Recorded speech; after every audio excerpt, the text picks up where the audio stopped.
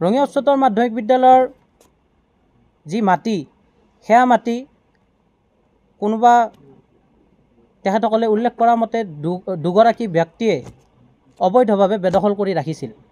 তাৰ মাজত আমি এটা কথা গম পালোঁ যে তাত এজন আবু বক্কৰ ছিদ্দিক নামৰ এজন কংগ্ৰেছী নেতাই ৰঙিয়া উচ্চতৰ মাধ্যমিক বিদ্যালয়ৰ মাটি প্ৰায় ৩ কঠা মাটি তেখেতে দখল কৰি আছে আৰু ৰঙিয়া উচ্চতৰ মাধ্যমিক বিদ্যালয়ে সেই মাটি বিচৰাত তেখেতসকলক বিভিন্ন ধৰণে ভয় ভাবুকি দেখুৱাইছে।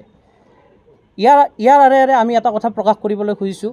আজি কিছুদিন পূৰ্বে ৰঙিয়া সমষ্টিৰ সন্মানীয় বিধায়ক লগতে ভাৰতীয় জনতা পাৰ্টি অসম প্ৰদেশৰ মাননীয় সভাপতি ভৱেশ কলিতাদেৱে ৰঙিয়াৰ এটা কাৰ্যসূচীত সাংবাদিকে প্ৰশ্ন কৰাত ৰঙিয়াৰ যান জঁটক লৈ সাংবাদিকে প্ৰশ্ন কৰাত তেখেতে এটা কথা কৈছিলে, ৰঙিয়াৰ যান জঁটত বিভিন্ন ধৰণৰ কাৰণ থকাৰ উপৰিও বিভিন্ন ধৰণে ৰঙিয়াত যি অবৈধভাৱে কংগ্ৰেছী নেতাসকলে যিসকলে মাটি দখল কৰি আছিল সেই কথাটো তেওঁ উত্থাপন কৰিছিল। সেই উত্থাপন কৰাৰ পিছতে দুদিন পিছতে কংগ্ৰেছৰ বিভিন্ন পালি নেতাই তেখেতক বিভিন্ন ধৰণে থকা কৰাৰ চেষ্টা কৰিছিল যদিও যোৱাকালিৰ সংবাদমেলখনে ৰঙিয়া উচ্চতৰ মাধ্যমিক বিদ্যালয়ৰ কৰ্তৃপক্ষৰ সংবাদমেলখনে এইটো কথাই প্ৰতিপন্ন কৰিলে যে তেখেতে যি কথা উত্থাপন কৰিছিলে সংবাদ মাধ্যমৰ ওপৰত ঠিক সেই কথা যে সত্য সেই কথাই তেওঁ প্ৰতিপন্ন কৰিলে।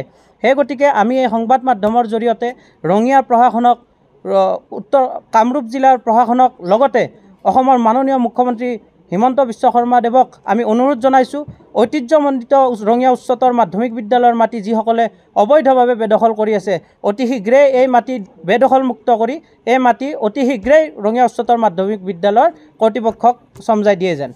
আৰু ইয়াৰ লগে লগে আজি আমি এই কথাটো উল্লেখ কৰিব লাগিব, এই যিটো বিষয় এই গোটেই বিষয়টোক লৈ ইতিমধ্যে আমি এখন স্মাৰক পত্ৰ তৈয়াৰ কৰিছোঁ। এই স্মাৰক পত্ৰ আমি মাননীয় মহকুমাধিপতিৰ জৰিয়তে মাননীয় অসমৰ মুখ্যমন্ত্ৰীদেৱলৈ আমি প্ৰেৰণ কৰিম।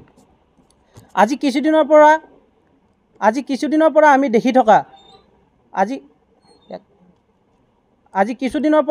থকা যুৱ কংগ্ৰেছীসকলে যি ৰাইজক বিভ্ৰান্তি কৰাৰ কাৰণে বিভিন্ন ধৰণৰ প্ৰতিবাদ, যি বিভিন্ন প্ৰকাৰৰ আন্দোলন আৰু সংবাদ মাধ্যমত শিৰ ফুলাই দিয়া ভাষণৰ প্ৰতি আমি দেখি পেলাই খুব লজ্জাবোধ কৰিছোঁ যে তেখেতসকলৰ নেতাই যোৱাকালি ৰঙাঘৰৰ আলহী হ'বলগীয়া হ'ল। ইয়াৰ কাৰণ হয়তো ৰঙিয়াৰ ৰাইজে দেখা পালে।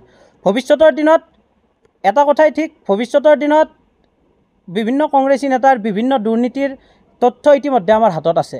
ভৱিষ্যতৰ দিনত যিবিলাক এই তথ্য আমি সংবাদমেল আকাৰে ৰাজহুৱা কৰিম আৰু তেখেতসকলৰ নিচিনাকৈ আমি শিৰ ফুলাই ডাঙৰ কথা ক'বলৈ নাযাওঁ। আমি কিন্তু হাতত তথ্য লৈ নথি লৈ আপোনালোকক অৱগত কৰাম আৰু আমি এই বিষয়টো সংবাদ মাধ্যমৰ আগত ৰাইজৰ আগত দাঙি ধৰি তেখেতসকলক কেনেধৰণে আমি উচিত প্ৰত্যুত্তৰ দিব পাৰোঁ ইয়াৰ ওপৰত অন্তৰালত আমি কাম কৰি যাম। ৰঙিয়াৰ প্ৰাক্তন ছাত্ৰ ছাত্ৰীসকলক জনাইছে। সেই গতিকে আমাৰ এয়া দায়িত্ব, আমি নতশিৰে আমি কাণ পাতি লৈছোঁ। ইয়াৰ অন্তৰালত যিয়ে কাৰণ নহওক ৰঙিয়া উচ্চতৰ মাধ্যমিক বিদ্যালয়ৰ মাটি আৰু ৰঙিয়াৰ বিভিন্ন অঞ্চলত যিসকল কংগ্ৰেছীয়ে হওক বা যিকোনো ব্যক্তিয়ে যিবিলাক মাটি অবৈধভাৱে বেদখল কৰি আছে এইবিলাকক অতি শীঘ্ৰে দখলমুক্ত কৰি যি মাটি গভৰ্ণমেণ্টে পাব লাগে, যি মাটি চৰকাৰে পাব লাগে চৰকাৰে চমজি লোৱাৰ কাৰণে ব্যৱস্থা আমি গ্ৰহণ কৰিব লাগিব। আৰু যি অনুষ্ঠানৰ মাটি, এতিয়া আমি ইয়াৰে লগত এটা কথাও টানি আনিব লাগিব যে আমি এইটো কথাও অৱগত যে ৰঙিয়া মহাবিদ্যালয়ৰো প্ৰায় 30 বিঘা মাটি কোনোবা বেদখল কৰি আছে, কিন্তু আমাৰ হাতত তথ্য নাই কাৰণে হয়তো আজি আপোনালোকৰ ওচৰত দিব নোৱাৰিম। কিন্তু যিখিনি আমাৰ কৰণীয় আছে আজিৰ পৰাই আমি কৰি যাম আৰু ৰঙিয়া উচ্চতৰ মাধ্যমিক বিদ্যালয়ৰ মাটি অতি শীঘ্ৰেই উচ্ছেদ কৰি ৰঙিয়া উচ্চতৰ মাধ্যমিক বিদ্যালয়ক চমজাই দিবলৈ আমি প্ৰশাসনক দাবী জনাম। এইখিনিয়ে ক'বলৈ ৰঙিয়া সমষ্টিৰ মাননীয় বিধায়কগৰাকীৰ প্ৰতি আমাৰ এইখিনি বিশ্বাস আছে। তেখেতসকলে অসমীয়া খিলঞ্জীয়া জাতিৰ ভৱিষ্যতৰ কাৰণে তেখেতসকলৰ যিখিনি কৰণীয় তেখেতসকলে কৰি যাব। এইখিনি তেখেতসকলৰ প্ৰতি আমাৰ আস্থা আছে। আগন্তুক দিনত যেতিয়া দৰকাৰ হয় আমাৰ হাতত তথ্য আছে, আমি লাহে ফাদিল কৰিম সেইখিনি আগন্তুক দিনত যেতিয়া দৰকাৰ হয় আমি। আৰু ইতিমধ্যে আমাৰ SDO ছাৰৰ কাৰণে আমি মেমৰেণ্ডাম অলৰেডি প্ৰিপেয়াৰ কৰিছোঁ। তো সেইখন আমি প্ৰশাসনক দিশে দি আমি এডমিনিষ্ট্ৰেশ্যন লাইনেদি গৈ কেনে তেখেতসকলক যেনেকুৱাকৈ আমি সংগঠনে ছাপোৰ্ট কৰিব লাগে আমি তেনেকৈ ছাপোৰ্ট কৰি যিখিনি আমাৰ গভৰ্ণমেণ্ট লেণ্ড মানে দখল কৰি থৈছে সেইখিনিয়ে যোন আমাৰ কলেজৰ হওক স্কুলৰ হওক বা আমাৰ যেনেকুৱা চৰকাৰী মাটি যেনেকৈ পাব লাগে সেইখিনি পোৱা ব্যৱস্থাটো আমি ছাপোৰ্ট কৰি যাম তেখেতক। ইতিমধ্যে মই নিজে ৰঙিয়া উচ্চতৰ মাধ্যমিক বিদ্যালয়ৰ এগৰাকী প্ৰাক্তন ছাত্ৰ হোৱাৰ লগতে ৰঙিয়া মহাবিদ্যালয়ৰো এগৰাকী প্ৰাক্তন ছাত্ৰ।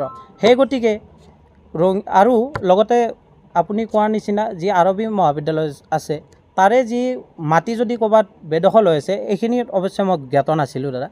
কিন্তু ৰঙিয়া কলেজ আৰু ৰঙিয়া উচ্চতৰ মাধ্যমিক বিদ্যালয়ৰ কথাখিনি আমি যিহেতু জ্ঞাত হ'লোঁ আৰু যিখিনি আমাক প্ৰয়োজনীয় নথি এই প্ৰয়োজনীয় নথিখিনি আমি প্ৰথমতে যোগান লৈ পেলাই আমি বিভাগীয় কৰ্তৃপক্ষক জনাই আমাৰ ফালৰ পৰা নিশ্চয় আমি ষ্টেপ ল'ম।